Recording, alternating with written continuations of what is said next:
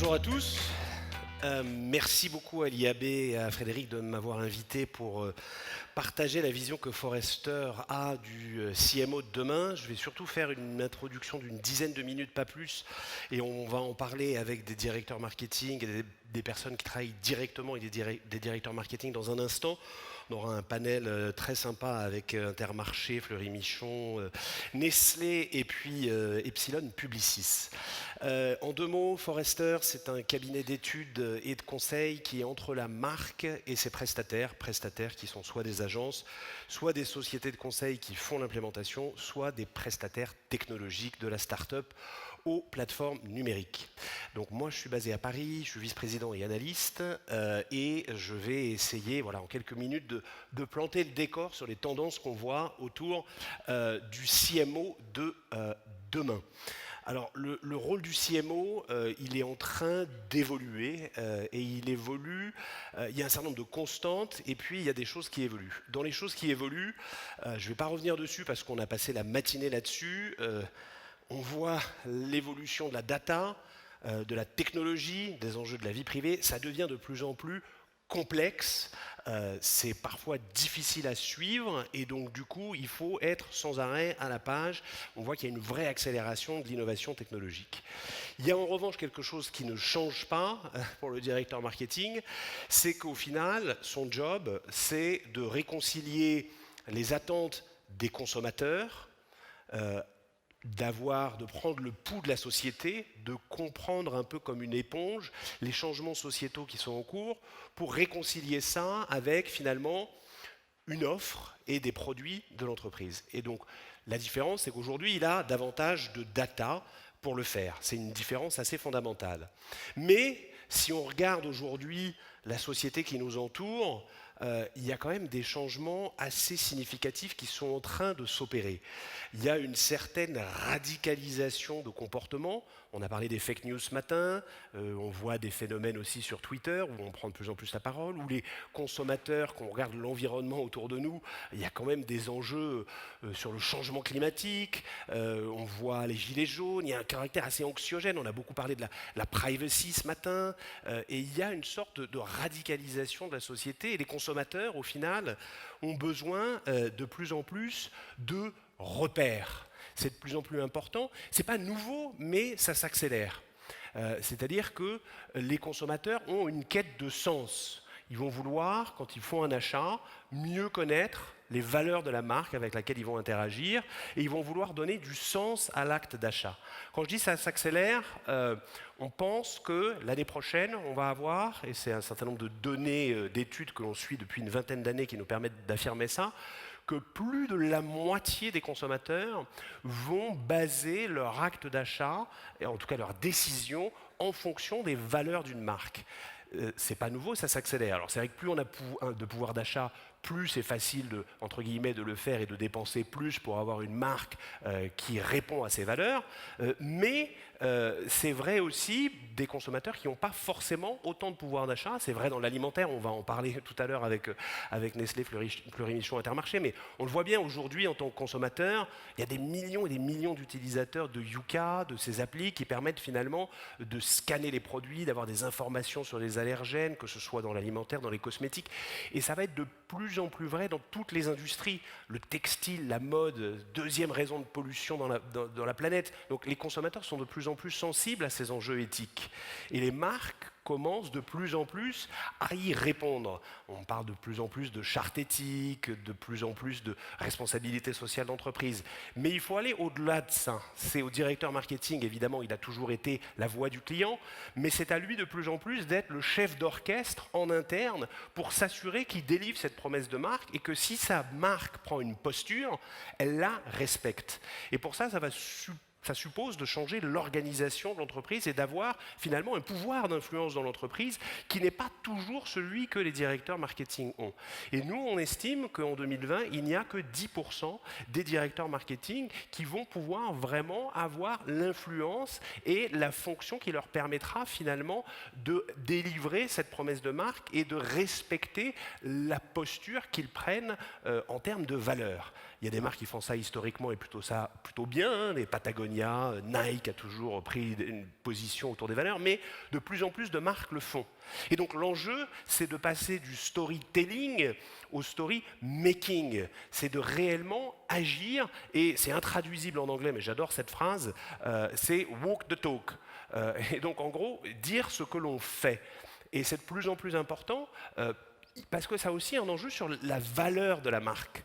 Vous avez peut-être suivi une interview l'été dernier du patron d'Unilever qui disait, ben voilà, nous on a portefeuille de plus de 400 marques, hein, quand même, budget colossaux, et ils disent, voilà, on va peut-être arrêter certaines marques, Magnum, Cornetto, Marmite, parce que finalement, elles ont un impact négatif sur la planète. Et il y a eu des pertes de valeur d'un certain nombre de grandes marques, Kraft et d'autres, à cause de cette problématique finalement de marques qui ne sont pas en adéquation avec les tendances sociétales. Et du coup, il y a des changements importants pour les fonctions des marques. Je vais vous demander, je ne sais pas si quelqu'un a une petite idée, ce qu'ont en commun ces marques. La malbouffe. Alors oui, c'est vrai, il y a McDo, il y a KFC, il y a Taco Bell, il y a Coca. C'est un très bon point. Et j'aurais même pu rajouter là-dedans, parce qu'il y a encore d'autres marques de ce type-là, mais ce n'est pas la seule raison. Elles sont américaines, c'est vrai, beaucoup sont américaines.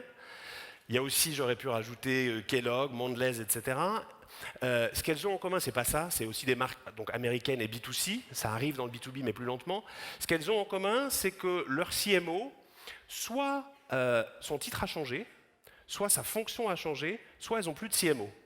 Alors il y a effectivement un côté un peu, on va dire, c'est pas qu'un côté sémantique, hein, quand Coca-Cola, Mars, ils n'ont plus de CMO, ils ont un Chief Growth Officer. Donc voilà, l'idée, nous on pousse la croissance, le marketing est davantage un centre de profit et moins un centre de coût. C'est important et il faut driver l'entreprise dans cette logique de croissance. Pour d'autres, c'est un Chief Customer Officer, Chief Experience Officer. Donc quelqu'un qui est en charge de délivrer la promesse de marque.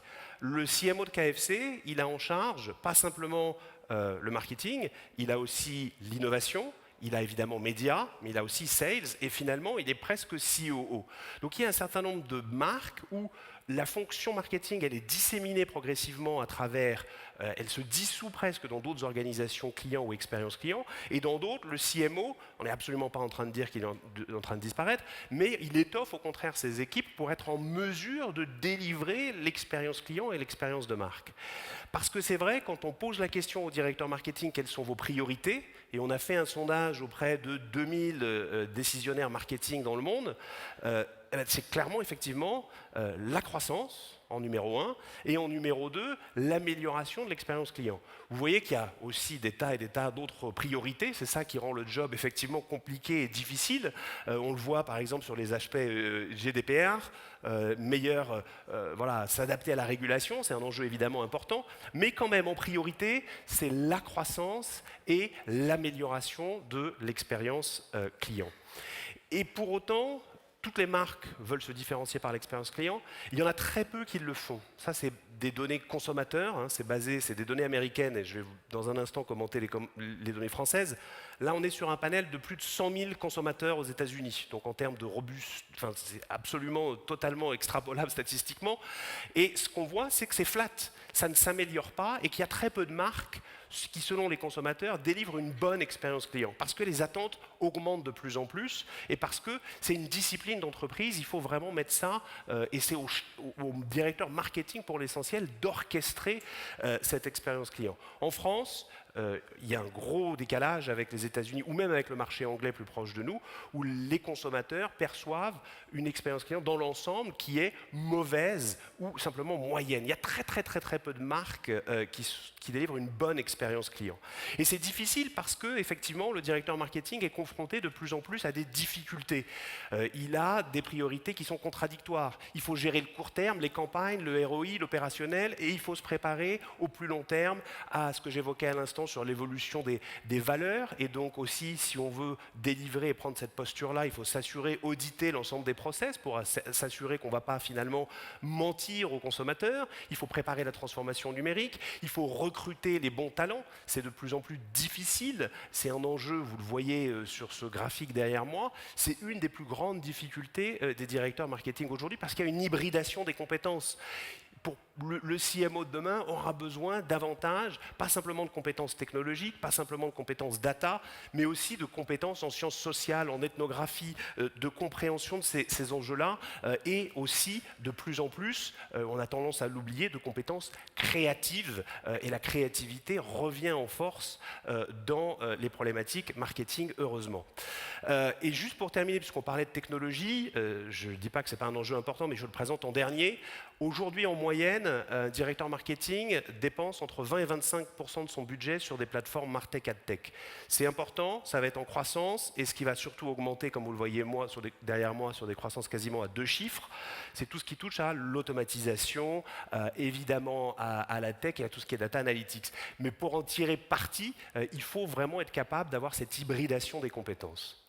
Donc, si je devais résumer, le rôle du CMO, il ne change pas au sens où c'est toujours la compréhension des besoins clients, c'est toujours la stratégie de marque, mais le contexte dans lequel il évolue change parce que c'est de plus en plus à lui de délivrer en direct ou en fédérant les compétences internes et externes de l'entreprise l'expérience client avec une évolution extrêmement rapide des technologies, de la data et le besoin d'intégrer de la créativité dans tout ça. Donc c'est un rôle de plus en plus difficile et je vous remercie infiniment pour votre attention. Je voudrais surtout maintenant qu'on en parle avec les panélistes.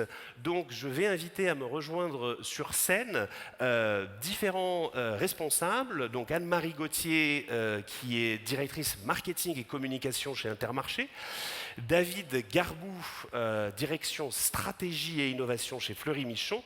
Samuel Barouk, qui est Head of Business, Chief Digital Officer chez Nestlé. Et Yann Klensen, qui est vice-président chez Epsilon Publicis. Merci à chacun d'entre vous de prendre le temps d'échanger autour de cette thématique. À quoi ressemblera le CMO de demain ?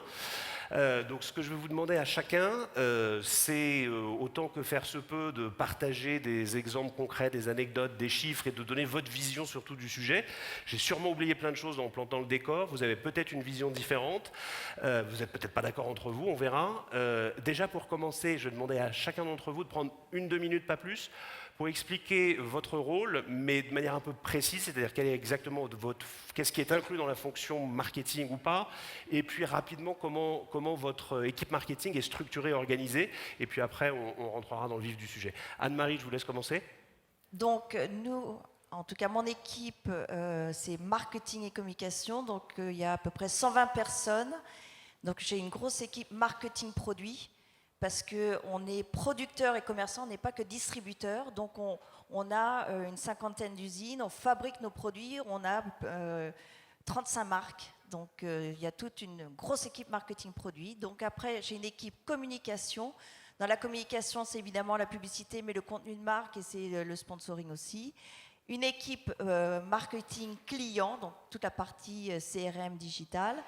Une équipe marketing de l'expérience, dedans c'est les nouveaux services, c'est aussi les magasins, les nouveaux concepts de magasins qui peuvent être online ou ce qu'on appelle carrelage, donc des vrais magasins. Et j'ai une équipe marketing de l'expérience, il m'en manque un, donc j'ai oublié. Sur la marque. Voilà. Communication, marque. La communication, ouais. Marque, expérience. Ça me reviendra. Donc, et voilà. L'innovation est chez vous ? Non, l'innovation est dans une équipe qui s'occupe de l'omnicanal, donc qui s'occupe du site et de l'innovation. D'accord. Mais on travaille évidemment la main dans la main. Merci. Bonjour, donc chez Fleury Michon c'est plus petit, on est une quarantaine de personnes. Moi je m'occupe de toute la partie gestion de la marque et de sa communication. J'ai un pôle relations presse et affaires publiques, un pôle innovation, nouveau marché, nouveau business, donc c'est de l'innovation à moyen terme, pas de l'innovation incrémentale, et tout ce qui concerne la transformation digitale, l'activation sociale et géré aussi par le marketing stratégique. Et sur la partie pour le coup opérationnelle, c'est d'autres équipes qui gèrent ça? Comment ça se passe? Oui, il y a un marketing core business qui est vraiment focalisé sur les marchés existants, carrelage, et avec qui bien sûr on a énormément de relations au quotidien. Je me souviens des 2 autres départements, ça y est. Les médias, évidemment. Ah.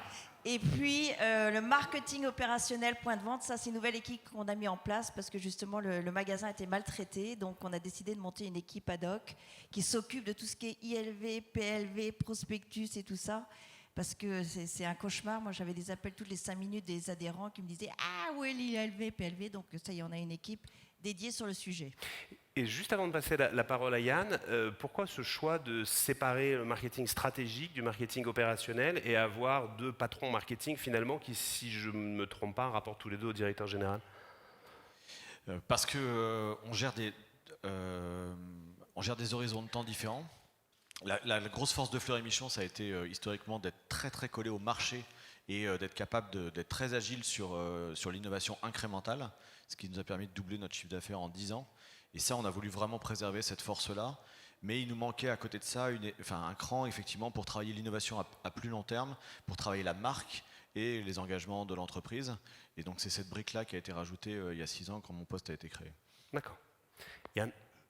Bonjour, donc Yann Clayson, moi je co-dirige une société qui s'appelle Epsilon, au cœur de Publicis. C'est 750 personnes qui accompagnent des marques dans l'exploitation de la data et pour le marketing et la com. Du coup, effectivement, j'ai l'occasion de rencontrer pas mal de directions marketing. On a à peu près plus de 300 clients, donc des petites ou des plus grosses entreprises. Et ce qui est intéressant, on en parlera peut-être tout à l'heure, on rencontre beaucoup de directions marketing, on rencontre beaucoup aussi de DSI, on rencontre aussi beaucoup de directions de l'innovation. On voit très bien que tout ça est en train d'évoluer, que le marketing se technologise, comme vous l'avez dit, et que voilà, le directeur marketing en tant que chef d'orchestre, ça devient effectivement quelque chose d'important aujourd'hui. Samuel? Bonjour à tous. Donc moi je suis directeur du e-business pour le groupe Nestlé en France. C'est-à-dire que je m'occupe du digital sur le marketing, le commerce, la data, avec 2 moyens pour activer ces développements de pratiques qui sont l'IT et le RH. Du coup, aujourd'hui, j'ai une équipe cœur qui regroupe une quinzaine de personnes. Et en revanche, j'anime une communauté en tant que responsable de fonction d'une centaine de personnes. Et l'enjeu que j'ai, c'est vraiment de pouvoir à la fois digitaliser le market, développer les canaux digitaux de vente avec nos clients, notamment en France sur le Drive, et développer la pratique data, tout en développant les compétences de mes collaborateurs sur la dimension RH et en développant de nouveaux mindsets de travail et de collaboration, et également en utilisant les bonnes technologies pour pouvoir apporter de la performance. Merci. Les présentations sont faites. Alors on va rentrer dans le vif du sujet. Par rapport à ce que j'ai présenté très brièvement, est-ce qu'il y a des tendances que vous voyez qui sont importantes et qui manquent? Est-ce que vous auriez mis l'accent sur autre chose, le CMO de demain? Enfin, comment la fonction évolue pour vous déjà aujourd'hui? Les grandes tendances, qu'est-ce qui change vraiment? Ou finalement, est-ce que ça ne change pas? Je ne sais pas quel est votre point de vue. Pour moi, ce qui change fondamentalement, c'est le rapport de confiance, ou plutôt même de défiance, de la société en général envers tout ce qui représente une forme d'autorité en général, et donc les marques en particulier. Et là où historiquement on pouvait se contenter, entre guillemets, de bien faire notre travail, de délivrer un discours bien aligné pour dire qu'on faisait des belles choses et qu'on était très fort. Là, ça marche plus, c'est plus du tout suffisant. Il y a vraiment une attente incroyable de preuves objectives, d'engagement répété. Il y a plutôt un principe de suspicion qu'un principe de confiance. Et donc ça oblige les fondamentaux sont pas chamboulés sur le fait que, comme vous l'avez dit tout à l'heure, le directeur marketing, il doit réconcilier en permanence une écoute active de tous les signaux faibles et forts de la société civile et les savoir-faire de son groupe pour trouver le chemin de passage qui va permettre de faire bouger l'offre et de la faire matcher avec ses attentes. Les attentes aujourd'hui sont beaucoup plus fragmentées, c'est-à-dire qu'il n'y a pas un consommateur comme peut-être on a pu nous l'enseigner il y a 10 ans ou 15 ans, mais il y a une archipélisation, une fragmentation incroyable de la consommation et des communautés qui sont extrêmement actives, extrêmement axées sur des valeurs. Nous, alors, on fait de la charcuterie, du plat cuisiné, des produits de la mer. Donc on touche à peu près à tous les sujets de la bouffe et on en prend plein on a beaucoup de questions. Non, pas autant que nous. Pas autant que nous. Et donc, on voit bien tous ces questionnements, toutes ces angoisses qui sont très, très difficiles, en fait, alors, à la fois à adresser en termes de propositions, de réponses, parce que quand on parle, on est toujours soupçonné, entre guillemets, de vouloir vendre quelque chose. Et donc, il y a une distance qui se crée. Donc, et en même temps, on a besoin de manger 3 fois par jour. Et c'est insupportable pour les gens de se dire que la solution n'existe pas. Donc il y a aussi une opportunité, je pense, qui est historique là. Mais si je me fais l'avocat du diable, la plupart des marques sont confrontées à ça et elles ont toutes Danone. Si je prends un concurrent, on a aussi Nestlé qui est là, qui aura sa vision, mais par rapport à Intermarché, il y a Hack for Good. Voilà, tout le monde parle de ça. Il y a les réseaux Biocoop. Donc c'est comment. Qu'est-ce qui me prouve que vous êtes plus authentique, entre guillemets, et comment, en tant que directeur marketing, vous mettez en place des mécanismes qui font que c'est pas juste un discours, mais c'est des preuves? Je pense que c'est ça le sujet, c'est que tout le monde en parle effectivement parce qu'il faudrait quand même être un peu sourd et aveugle pour pas l'avoir remarqué, cette attente-là. Après, ce qui singularise, je pense, les marques les unes par rapport aux autres, c'est la réalité objective de ce qu'elles font et la capacité qu'elles ont à l'implémenter, que ce soit pas un discours corporate qui disent en 2025 on va être super vertueux, mais qu'on dise concrètement aujourd'hui voilà ce à quoi on s'attaque, demain c'est quoi, et en fait moi je me rends compte au début quand on a commencé à travailler sur toute l'activation sociale, on avait 80% de consommateurs qui étaient, vous savez, dans les baromètres des boîtes de data que vous avez dû entendre ce matin, qui étaient négatifs ou neutres. C'est comme 80%. Bon, il y avait beaucoup de neutres quand même, mais avec la succession des actions qu'on a menées depuis 4 ou 5 ans, l'adoption du Nutri-Score, l'origine des viandes, la suppression des additifs qu'on a annoncé au fur et à mesure, et puis les innovations qui sont sorties, on a aujourd'hui 60% de positifs ou neutres. Il reste encore beaucoup de neutres, mais c'est la succession en fait de ces actions concrètes, vérifiables, sur l'acte d'achat et sur le produit qui fait qu'on regagne un petit peu de crédit. En tout cas, on regagne la possibilité de pouvoir discuter. Est-ce que ça veut dire, excuse-moi, je te coupe, je fais exprès pour qu'on puisse rebondir un peu tous. Je vais passer la parole en relayant peut-être à Nestlé pour faire peut-être un peu écho à ça. Mais du coup, est-ce que ça veut dire, moi je me situe du point de vue du directeur marketing, dans l'absolu, entre guillemets, pas spécifiquement sur la marque, est-ce que ça veut dire que le patron marketing va de plus en plus avoir des KPI opérationnels? Est-ce qu'au final, parce qu'au final, on est sur des enjeux de preuves, on est sur du magasin, on est sur des efficiences process, et on voit bien que voilà, ce besoin de transparence qui est demandé par le client, il va s'appliquer aussi aux autres fonctions, et que c'est pour ça que le marketing peut-être se dissout, parce que tout le monde doit être transparent de la supply chain jusqu'en magasin. Je te fais rebondir peut-être là-dessus, Samuel, juste, on change un peu l'ordre, mais... Justement, du coup, pour rebondir... ce qui change, c'est qu'aujourd'hui, la marque qui était ou historiquement la marque était dans un discours top-down, doit désormais impliquer le consommateur même dans l'écriture de ce qu'elle va produire. Donc ça, cette démarche participative, elle devient essentielle pour pouvoir engager le consommateur à se rendre compte de tout ce discours de preuve. Et je pense qu'il y a une deuxième dimension qui est que historiquement, les marques, de par leur volonté, je pense, de bien faire, on va se donner quand même un peu de crédit en tant que marque et de bonne foi, on ne communiquait qu'une fois que c'était fait. Et ça change radicalement. C'est qu'aujourd'hui, on communique les ambitions et régulièrement, il faut pouvoir communiquer un plan de progrès, les avancées que nous réalisons en direction de ces ambitions. Et c'est d'une certaine façon accepter de se montrer imparfait, non encore fini, que de dire nous n'avons pas encore totalement délivré le plan. Et ce changement, cette ouverture est essentielle à mon sens. Je voudrais rebondir là-dessus, parce que c'est tout à fait ça. Nous, on vient de lancer le Franco-Score. Et donc, c'est assez ambitieux, parce que le Franco-Score, vous savez, toutes les marques disent « Made in France », etc. Mais là, on va plus loin, parce qu'on va donner de la transparence sur le pourcentage d'ingrédients français dans le Made in France. Donc, ça veut dire, sur une marque comme Pâturage, on va dire, est-ce que c'est 98% d'ingrédients français? Et donc, on vient de le lancer, et c'est extrêmement ambitieux, parce qu'évidemment, on est loin du 100%.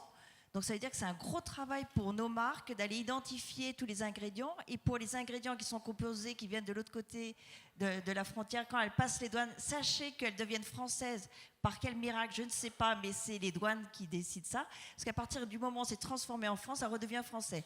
Donc c'est pour ça que nous, industriels et distributeurs, on va être obligés d'aller beaucoup plus loin dans la transparence. Donc on veut engager toutes les marques, et c'est pour ça qu'il faut que je parle à mon voisin, pour rentrer dans le Francoscope, parce qu'on doit cette transparence à nos consommateurs. Donc on est dans une politique de petits pas. On a annoncé Yuka, on veut transformer toutes nos marques et devenir Yuka le plus proche du vert. L'huile, elle ne restera pas Yuka vert parce qu'il y a trop de matières grasses. Mais par exemple, on s'est engagé à transformer 900 recettes pour être mieux disantes sur Yuka, et on en a déjà transformé 300. Un exemple très concret, le tarama, on a changé les matières grasses avec de la chicorée, et ça nous a permis de passer d'une note de 4 à 50. Donc on voit qu'on peut transformer très rapidement des recettes en enlevant les matières grasses, les additifs. On s'est engagé à enlever 140 additifs. Donc voilà, on est dans une marche forcée pour améliorer toutes nos recettes. Et c'est politique des petits pas. Juste avant de passer la parole à Yann pour écouter son point de vue, peut-être sur un autre sujet que sur la partie valeur transparence, mais vous disiez tout à l'heure, c'est 35 marques Intermarché, et donc il y a les marques distributeurs, il y a les marques Intermarché, et il y a aussi donc les marques partenaires que vous distribuez, Fleury Michon, Nestlé. Comment vous arbitrez ça? Quel est l'impact finalement sur la fonction marketing? Là, c'est un peu spécifique parce que c'est en distribution, mais est-ce que ça change quelque chose, entre guillemets, pour vous? Qu'est-ce qui change? Je n'ai pas bien compris votre Mais question. vous voulez différencier vos marques, j'imagine. C'est assez logique. Et donc Oui, mais notre logique, c'est de transformer évidemment nos marques et d'aller encore plus vite, mais on travaille beaucoup avec d'autres marques. Par exemple, c'est qui le patron? On fait des opérations ensemble, c'est-à-dire que par exemple, pour améliorer la rémunération des éleveurs, on travaille conjointement pour... nous, on a notre marque Merci, eux, ils ont la marque qui le patron, mais on travaille ensemble sur cette cause-là. Sur le Francoscore, on sera amené à travailler avec d'autres personnes, sur Yuka, voilà, donc, et dans nos prospectus, on invite les marques nationales sur des sujets comme le ZRP, le zéro résidu de pesticides, ou le bio, ou la conversion bio. Et on va communiquer sur toutes les marques nationales qui sont embarquées dans ce mouvement. Et pour rebondir, aujourd'hui, on est vraiment dans une logique où on va se centrer sur la problématique du consommateur, et on ne peut plus raisonner comme on le faisait auparavant en mettant d'un côté le distributeur, de l'autre côté l'industriel. La solution, elle est quand on l'a fait ensemble, puisque le produit, il est produit par l'industriel, il est commercialisé par le distributeur, il est acheté par ce consommateur. Et on voit même, dans certains cas, des situations où, pour régler des sujets autour du recyclage des packaging, par exemple, ce sont des projets où l'on travaille en filière avec nos propres concurrents. Donc là-dessus, pour recycler le plastique, pour monter des filières de recyclage, pour faire en sorte que les centres de tri fassent évoluer leur grille de tamis qui puissent traiter les plus petits opercules ou de nouvelles matières, on est obligé de le faire avec la concurrence. Auparavant, ça ne se serait pas forcément passé de cette façon-là.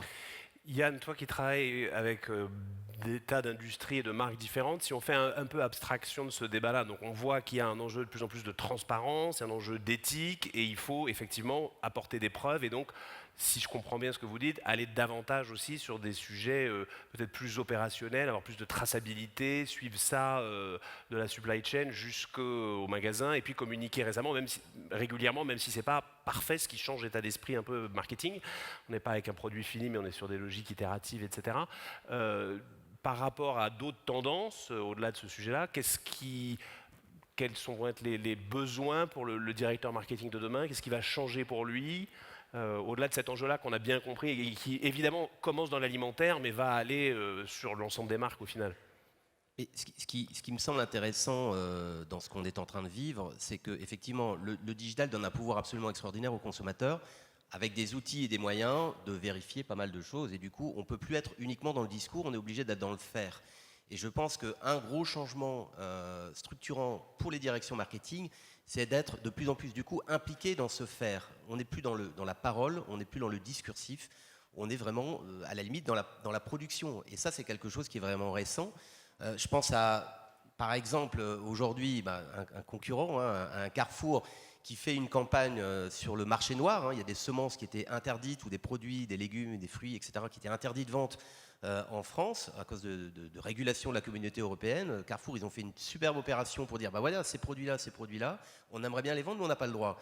Et donc, ils ont fait toute une opération, une campagne qui a débouché sur une proposition effectivement de loi au niveau de la communauté européenne et qui a permis de faire évoluer la loi. Et donc, aujourd'hui, il y a des produits qui étaient interdits il y a quelques mois, que l'on peut vendre effectivement chez un retailer. Donc on voit ici comment, quelque part, la direction marketing, elle prend en main certains sujets et elle va beaucoup plus loin que le discursif, puisque là, c'est aller jusqu'à faire évoluer une régulation européenne sur les produits. Je pense à un autre secteur carrément différent, c'est celui du luxe.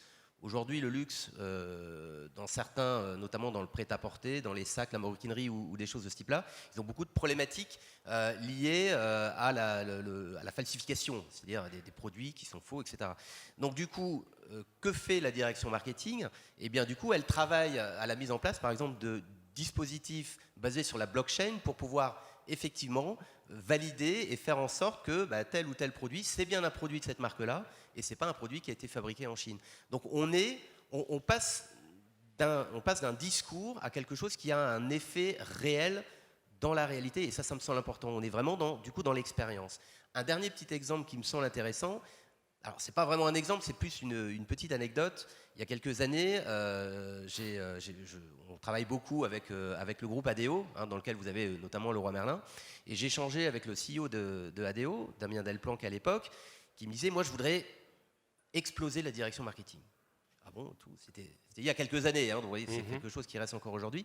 L'exploser, ou en tout cas faire étendre son périmètre, parce que notamment chez Leroy Merlin, ce qui est structurant dans la marque, c'est l'expérience que va avoir effectivement le client dans les magasins, et par rapport à ça, ce qui est structurant, c'est l'expérience avec le vendeur. Et moi je voudrais, il n'est pas allé jusqu'au bout et c'est bien dommage, je voudrais que tous les vendeurs soient pilotés au sein d'une direction qui fera partie de la direction marketing, parce que c'est eux qui sont quelque part les premiers en contact réel avec les clients, et c'est eux qui fournissent cette expérience client.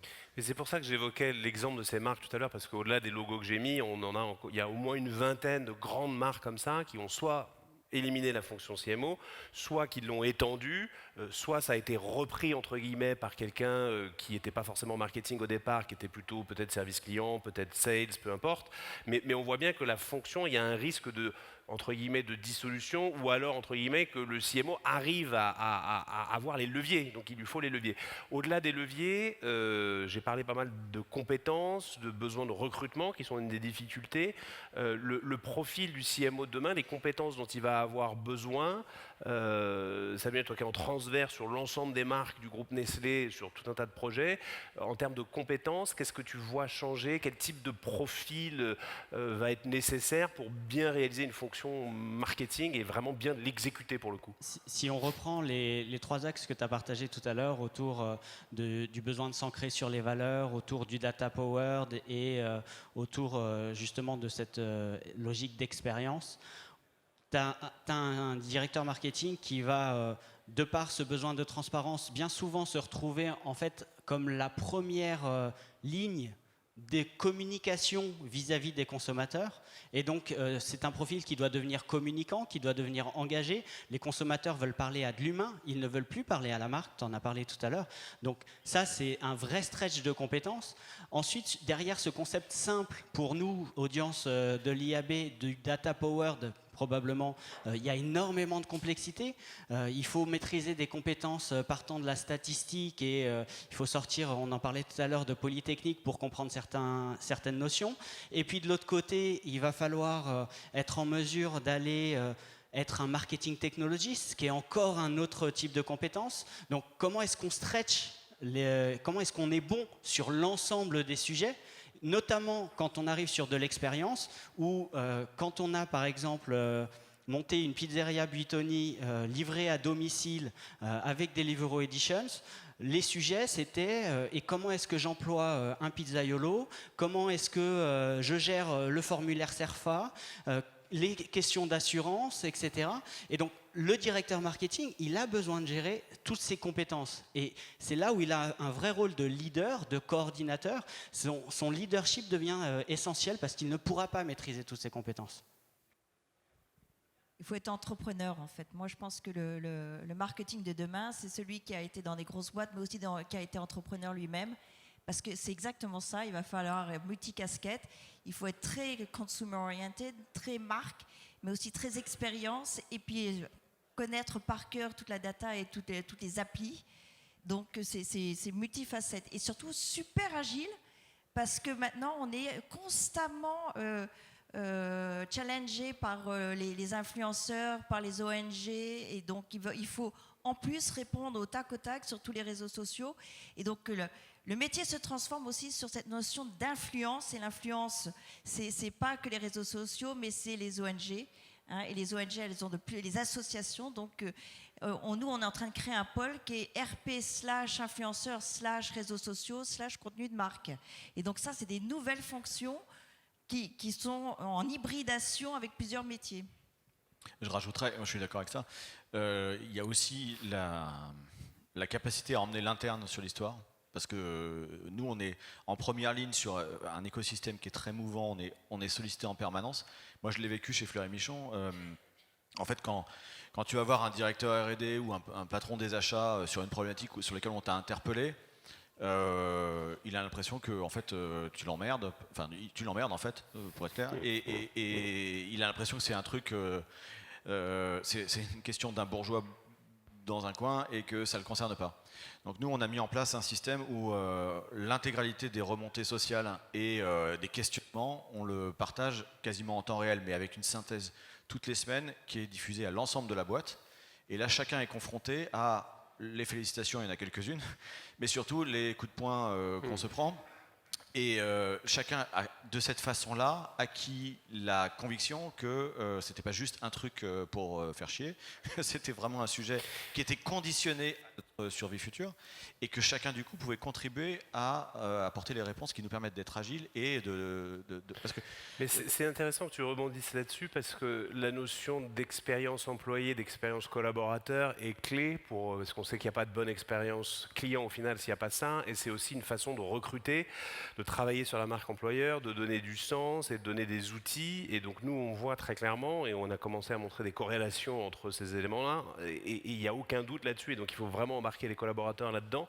Je me rends compte, parce qu'on me fait des petits signes en régie, qu'il va bientôt falloir déjà qu'on commence à conclure. Donc il y a plein de sujets qu'on avait évoqués ensemble en préparant cette table ronde. C'est un sujet extrêmement riche qu'on n'a pas eu le temps d'évoquer. Je vous avais dit que ça passerait vite. Du coup, ce que je vais vous demander, c'est peut-être chacun brièvement de résumer, si on se projette déjà simplement sur 2020, l'année prochaine, c'est quoi peut-être votre chantier prioritaire ou un élément que vous voulez mettre en œuvre ou quelque chose qui vous paraît important par rapport à l'évolution du rôle du marketing et pour dresser en filigrane le portrait de ce que sera le CMO de demain. Je ne sais pas qui veut prendre la parole, chacun votre tour comme vous voulez.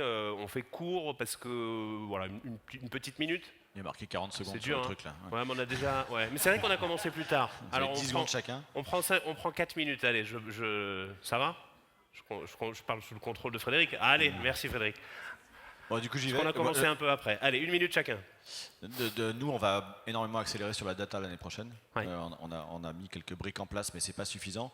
Effectivement, cette mutation, elle est extraordinaire. Et pour nous, il y a une opportunité et un risque d'être complètement dépossédé de l'accès aux consommateurs. Et donc, on va beaucoup travailler là-dessus. Donc on a plusieurs chantiers, mais notre gros chantier, c'est nos 10 000 références, nos 35 marques. Et donc, c'est comme on est en train de changer et les recettes et le packaging pour être zéro plastique. Donc, on est en train de créer une nouvelle data produit. Donc, évidemment, il y a toute la data client, mais la data produit. Et là, c'est un gros challenge parce qu'il faut tracer tous les ingrédients, il faut tracer tout. Et donc ça, c'est un premier chantier. Deuxième gros chantier, c'est sur les contenus marques. On est en train d'accélérer très fortement, donc ça veut dire qu'il faut qu'on fasse des content box au factory, où on met tous nos contenus, parce que, et ça, c'est les distribuer sur, évidemment, les réseaux sociaux, mais sur nos propres CRM, mais aussi dans le magasin, sur de la PLV dynamique. Donc, on a une grosse machine de guerre à mettre en place. Bon, et on a d'autres milliards de chantiers, mais je passe la parole à mes voisins. Moi, je dirais il me semble qu'il y a deux chantiers ou deux aspects qui sont vraiment structurants. Le premier, évidemment, en tant qu'Epsilon, je vais parler un peu de data, c'est que les CMO doivent être vraiment conscients de l'importance de se constituer une first party data, c'est-à-dire de ne pas être dépendant des GAFAM, mais vraiment de posséder sa data et d'être à même d'avoir ce lien direct avec leurs propres consommateurs. Ça, c'est le premier point. Le deuxième point, c'est qu'on voit depuis ce matin que le marketing et la communication se technologisent énormément, s'automatisent, s'industrialisent. Je pense que le directeur marketing de demain, c'est celui qui va être le garant du sens et celui qui va être le garant de la pertinence, de faire en sorte qu'effectivement, il soit là pour faire en sorte qu'il y ait du sens dans la parole de la marque, du sens dans l'exécution et dans la production du coup de la marque, et de faire en sorte qu'on ne soit pas noyé entre guillemets dans des automatismes ou dans l'IA ou dans toute la technologie qui permet d'augmenter les capacités du directeur marketing mais qui ne va jamais le remplacer. Je partage en fait les mêmes chantiers, je pense on en a assez parlé. Je vais ajouter à ça deux chantiers qui vont être très tournés vers l'action. J'ai un nouveau plan de formation pour l'ensemble de l'entreprise qui va être déployé sur tous les sujets, toutes les verticales thématiques digitales.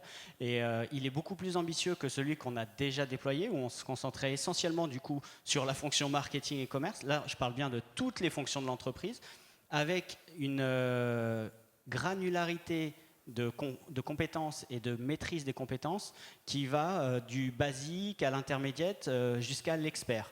Donc ça, c'est le premier. Et le deuxième, dans ces logiques de recrutement, de maintenir une dynamique, d'insuffler de nouvelles façons de travailler, etc., on a un gros projet d'entreprise qui consiste en un emménagement dans un nouveau lieu de vie début d'année 2020 pour Nestlé. On regroupe 5 sièges sociaux différents, 5 localisations différentes en une.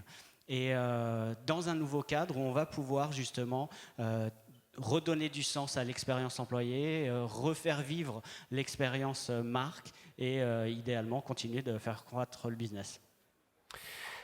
Eh bien, on va terminer sur ces mots. Merci beaucoup d'avoir joué le jeu et d'avoir participé à cette table ronde.